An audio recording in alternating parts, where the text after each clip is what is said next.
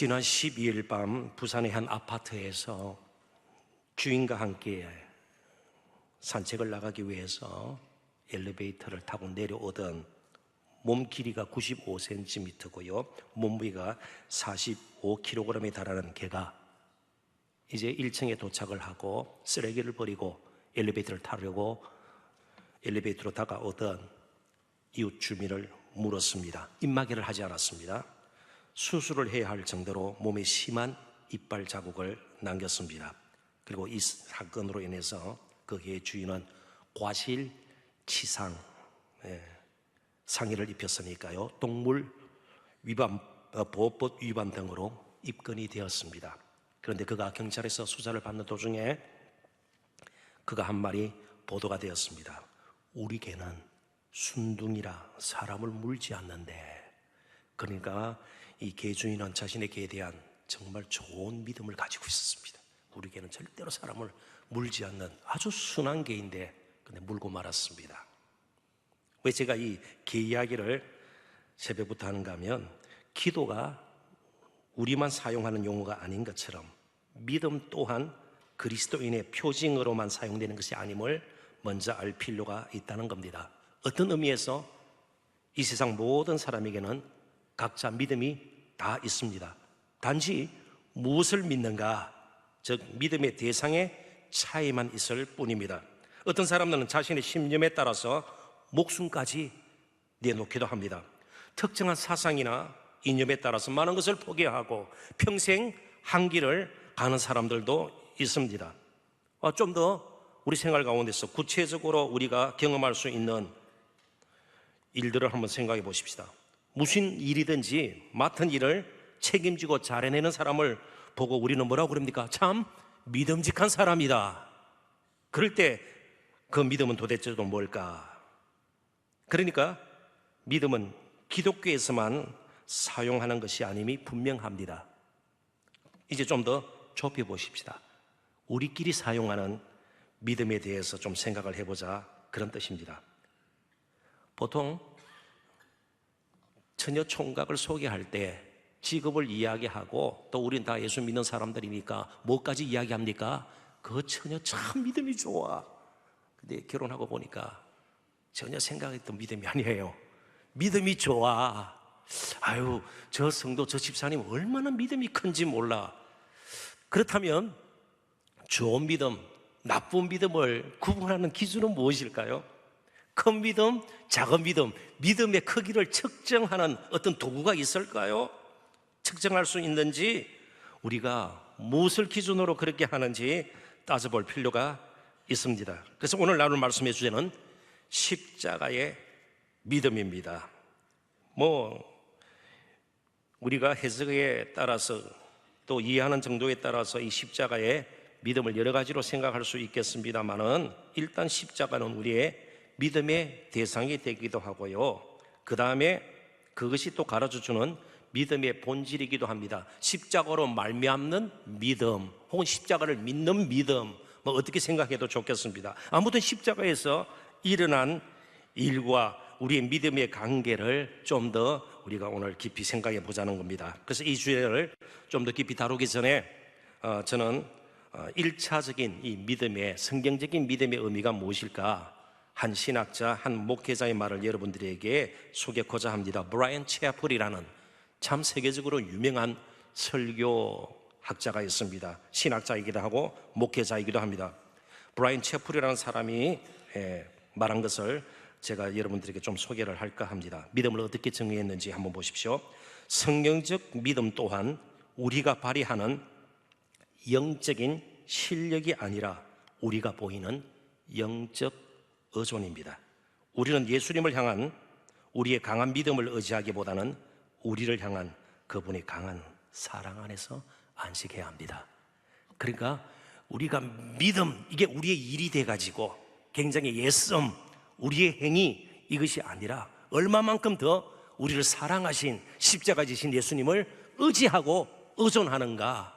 그러니까 믿음이 좋아진다는 것은요, 내 힘을 더 뻗치고 발휘하는 것이 아니라 더 겸손히 예수님을 더 가까이에서 붙들고 의존하고 의지한다는 것이에요. 이해가 되시나요?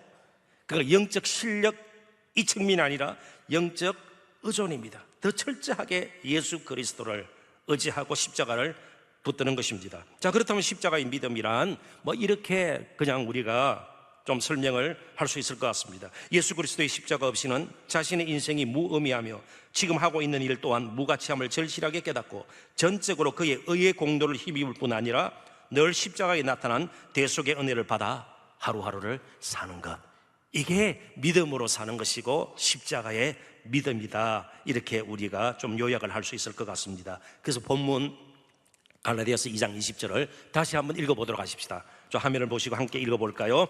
내가 그리스도와 함께 십자가에 못 박혔나니 그런즉 이제는 내가 사는 것이 아니요 오직 내 안에 그리스도께서 사시는 것이라. 이제 내가 육체 가운데 사는 것은 나를 사랑하사 나를 위하여 자기 자신을 버리신 하나님의 아들을 믿는 믿음 안에서 사는 것이라. 아멘.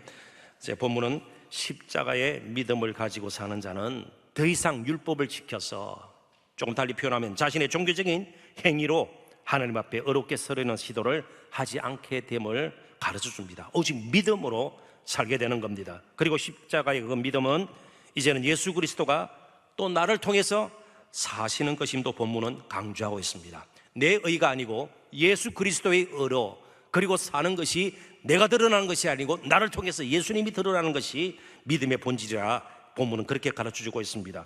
그러므로 십자가의 믿음으로 살게 되면 지나치게 자신에게 관심을 두지 않게 됩니다. 관심을 전혀 두지 말라는 것이 아니에요. 직업도 필요 없고 학업도 필요 없고 결혼도 필요 없고 그런 뜻이 아니에요.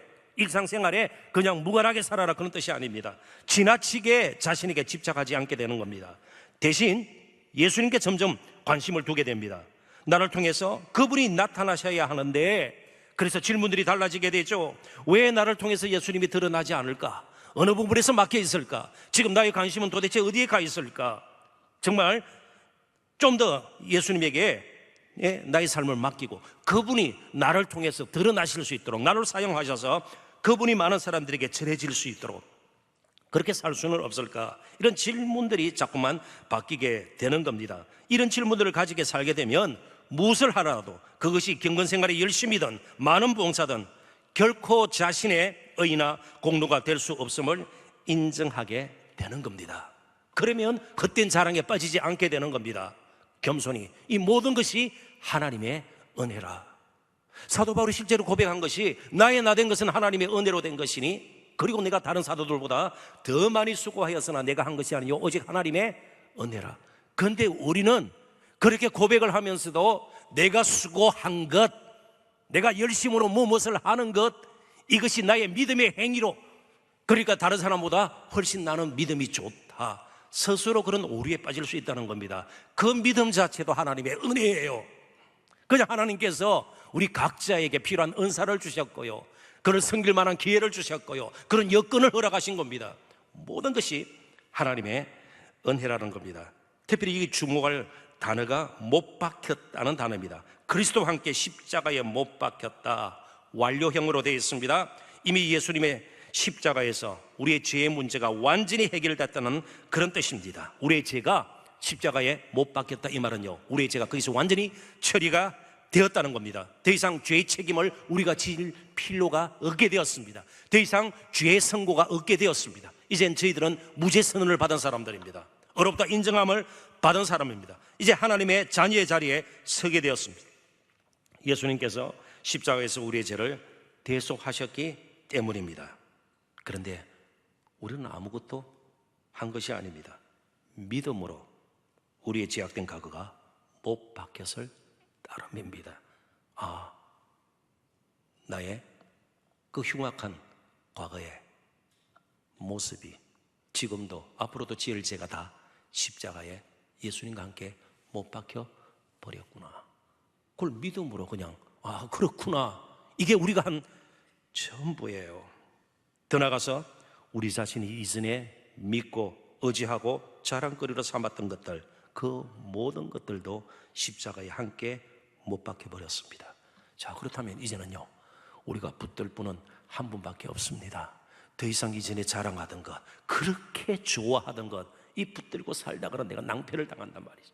그래서 이제는 예수님 은혜 진리 외에는 나를 붙들 것이 없다. 그래서 계속해서 우리는 예수님을 바라보게 됐고 복음의 은혜 가운데 거하려고 그렇게 우리가 영적인 그런 예성들이 뒤따르게 된다는 겁니다. 자, 그렇다면 진정으로 십자가의 믿음을 가지고 산다면은 다른 사람들 앞에서 내가 혹은 우리가 뭔가 특별하고 다른 것처럼 우리 자신을 드러내고 자랑하고 또 높이는 것이 오히려 부끄럽게 되고 불편함을 느끼게 됩니다. 그래서 자꾸만 나를 주장하고 나를 내세우는 것이 부끄러워져야 제대로 믿음 생활을 하는 거예요. 불편해져야 합니다. 다른 사람을 인정해 주고요, 다른 사람의 말에 귀를 기울일 줄 알고 그렇게 하는 것이 실제로 믿음으로 사는 겁니다. 그렇지 않으면 여전히 십자가의 믿음이 아닌 자신이 만든 그럴듯한 믿음으로 우리가 살고 있다는 것을 우리는 철저하게 뼈저리게 인정할 필요가 있습니다. 스스로 경건하게 의롭게 선하게 꾸미는 것이 얼마나 험악한 일인지 절실하게 깨닫게 됩니다. 사도 바울, 우리 다시 한번 생각해 보십시다. 이전에 그 역시 다른 사람들의 평판, 그 판단에 관심을 두었고 할 수만 있는 대로 그들로부터 좋은 인정을 받으려고 굉장히 민감했습니다. 그래서 할 수 있는 대로 바리새인답게 율법에 흠없는 자로 살려고 온갖 힘을 다 쏟았습니다. 이후 예수님을 만난 뒤 십자가의 그 놀라운 은혜를 그가 경험하고 난 뒤 뭐라고 고백했습니까? 죄인 중에 괴수라. 열심히 살고도 그런 말이 나왔습니다. 오직 길이 참으시는 하나님의 긍휼로 자신이 존재하게 되었다, 그렇게 고백을 했습니다. 그리고 자신을 드러내면 드러낼수록 그의 심령은 메말라 갔음을 그는 분명히 고백을 했습니다. 오직 십자가만이 사도 바울의 그리고 저와 여러분의 돌같이 굳은 마음을 깰 수가 있습니다. 꼭 기억하십시오. 그 어떤 것도 아니에요. 다른 사람의 평판, 다른 사람의 눈길 아니에요. 오직 십자가만이 저와 여러분의 돌같이 굳은 마음을 깰 수가 있습니다. 그래서 우리의 심령이 메마르다고 느껴지고 자꾸만 우쭐대는 그런 마음이 생기고 다른 사람을 판단하게 되고 불평 원망이 잦아지면 빨리 십자가를 붙들어야 합니다. 십자가로 나가야 합니다. 예수님은 자신을 부인하시고 그리고 비우시고 낮추셔서 결국에는 십자가에서 하나님께 전적으로 순종하셨습니다. 그래서 십자가는 늘 우리를 겸손하게 또 정직하게 만드는 힘이 있습니다. 이제 십자가의 믿음에 대해서 정리를 해보십시다. 십자가의 믿음은 단순히 예수님의 가르침에 대해서 상상본과 같은 겁니다. 마하트마 간디는 상상본을 굉장히 사랑했습니다. 그래서 예수님처럼 살아야 된다, 그런 걸 늘 마음에 품고 있었습니다. 믿음은 그런 정도가 아닙니다. 지적으로 동의하거나 용납하는 것으로 그치지 않습니다. 십자가의 믿음은 실제로 역사 가운데, 역사의 한순간 가운데 십자가를 지셨던 바로 그분을 전적으로 나의 구주로 삼고 평생의 왕으로 삼고 사는 것입니다. 한 분 예수 그리스도의 인격, 삶, 가르침 그리고 사역이 나의 전생애를 통해서 지속적으로 드러나게 하는 것이 믿음입니다. 이제 우리는 예수님께서 우리가 있어야 할 자리, 바로 십자가로 가셔서 우리의 죄를 담당하신 것처럼 예수님께서 원하시는, 기뻐하시는 자리로 가야 합니다. 거기 내 안에 그리스도께서 사신 것이라. 그런데 우리는 늘 우리의 자리를 지키기를 원합니다. 우리의 소원대로 되기를 원합니다. 그게 잘못됐다, 무조건 잘못됐다, 그런 뜻은 아닙니다. 조금 달리 표현하면 더 이상 우리 자신의 욕구와 필요를 채우기 위해서 우리의 자리를 지키면서 예수님의 이름을 부르고 또 그분을 움직이게 만드는 일을 더 이상 하지 말아야 된다는 겁니다. 그건 믿음으로 사는 것이 아니에요. 예수님은 우리의 조력자로 오신 것이 아닙니다. 우리의 구주세요. 그분은 우리의 왕이십니다. 그래서 예수 그리스도의 일, 물론 예수님만이 하실 수 있는 메시아로서의 특별한 구원의 사역을 위한 일을 제한 예수 그리스도께서 약한 자와 가난한 자와 함께 하셨고, 예, 불의와 때로는 맞서기도 했고요, 잘못된 것을 지적하기도 했습니다. 외식에 대해서 끔찍히도 잘못된 것임을 책망하시기도 하셨습니다. 예수 그리스도의 그러한 일을 나의 일로 삼고 평생을 살아야 할 것입니다. 예수님께서 기뻐하시고 원하시고 사랑하시는 일과 사람을 우리 또한 기뻐하고 원하고 또 사랑해야 할 것입니다. 이제 말씀을 정리합니다. 믿음은 처음부터 자신을 높일 생각을 포기하는 것입니다. 한번 따라해 보시겠습니까? 믿음은 처음부터 자신을 높일 생각을 포기하는 것입니다. 그래서 믿음은 아름다운 것이에요. 믿음은 힘이 있는 것입니다. 그러나 믿음은 겸손한 것입니다. 이 세상에 가장 우스꽝스러운 것이 교만한 그리스도인입니다. 교만한 그리스도인입니다. 제대로 믿으면 교만할 수가 없습니다. 믿음의 속성이 그래요. 그러니까 믿음으로 살지 않기 때문에 그렇습니다. 믿음 비슷한 것을 그냥 붙들고 어떤 면은 종교적인 자기 신념일 수도 있어요. 교만할 수가 없습니다. 왜요? 은혜로 사는 것임을 늘 경험하기 때문에 그렇습니다. 우리 모두는 믿음으로 구원을 받았습니다. 그러나 그 믿음조차도 나 자신이 다른 사람들보다 그래도 조금이라도 더 어렵고, 조금이라도 더 선하고, 조금이라도 더 성실하고, 조금이라도 더 경건했기 때문에 얻은 것이 결코 아니라는 사실을 평생 잊지 말아야 합니다. 우리가 하나님 앞에 내놓을 것은요, 사람들이 알면 부끄러울 정도로 흉측한 죄들이에요. 악행이에요. 부끄러운 거짓말들이에요. 우리가 내놓을 것은 그것밖에 없어요. 우리가 조금이라도 선하기 때문에, 조금이라도 의롭기 때문에, 조금이라도 성실하기 때문에, 조금이라도 더 우리가 경건했기 때문에 얻은 믿음이 아니라는 겁니다. 그냥 값없이 주신 하나님의 은혜요 선물입니다. 믿음까지도 우리의 자랑거리가 결코 되어서는 안 된다는 겁니다. 오직 십자가만이 우리의 자랑거리가 되어야 되는 것이에요.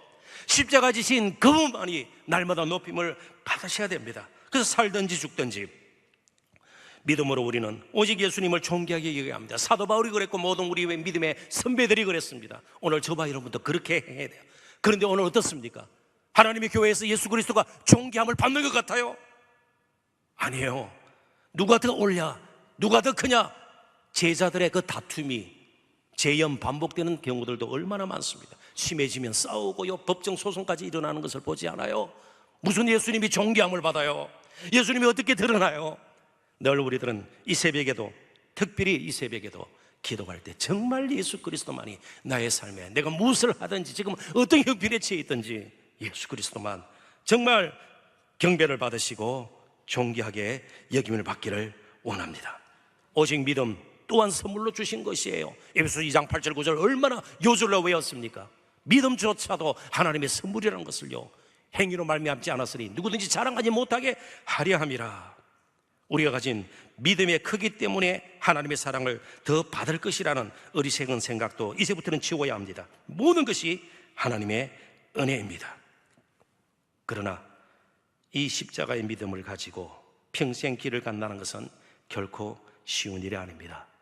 그래서 우리는 예수님의 죽음 이후에 부활의 영광이 있다는 것도 믿으셔야 합니다. 부활의 영광, 그 부활의 능력이 우리에게 임할 수 있는 겁니다. 그리고 이 시간 우리 안에 사신 예수님을 다시 한번 확인했으면 좋겠습니다. 십자가 지셨던 예수님은 이제 부활하시고 성천하셔서 하나님 보좌 우편에 계셔 우리를 다스립니다. 우리를 돌보십니다. 영원한 중보자가 되셔서 우리에게 필요한 은혜를 주시고, 우리가 넘어질 때 일으켜 세우시고, 심지어 우리를 위해서 친히 기도하십니다. 찰스 볼전 목사님의 말을 여러분들에게 소개하고 이제 말씀을 맺고자 합니다. 같이 한번 읽어보는 것도 좋을 듯 합니다. 다 같이 화면을 보시고 함께 읽어보십시다. 우리가 할 일은 더 이상 신을 지어내는 것이 아닙니다. 진리의 성경에 계시된 한 분, 주님이신 그분께 순종하는 것입니다. 아멘. 기도하십시다. 하나님 아버지.